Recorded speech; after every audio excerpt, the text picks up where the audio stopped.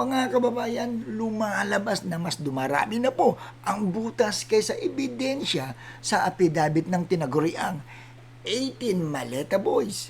Una, inakusahan po nila si Senadora Loren Ligarda na tumatanggap umano ng maleta ng pera.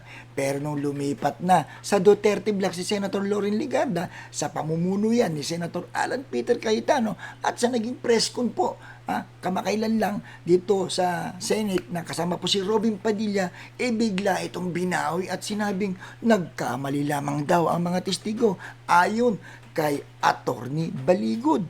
Pangalawa mga kababayan, nadawit din po itong si Senadora Laila de Lima sa isang umano'y personal na pagtanggap ng pera. Ang problema, ayon sa mga kritiko ng affidavit na ito, ang inilagay ng petsa ay panahong nakakulong pa siya. Kaya kinwestiyon ang naturang payag. Naku, puro sablay talaga mga kababayan. Ito yung pangatlo.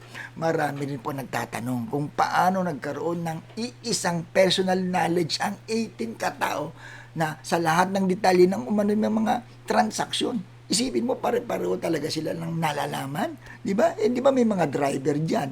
Yung iba dyan na dalawa lang sila nagpunta sa Paway. Pero yung knowledge, iisa doon sa affidavit. Di ba? Questionable, di ba?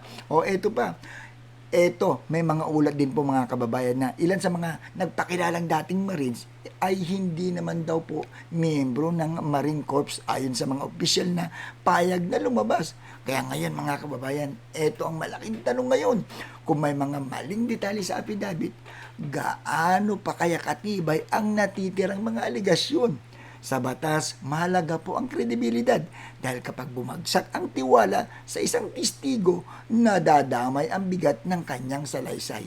Real talk po yan.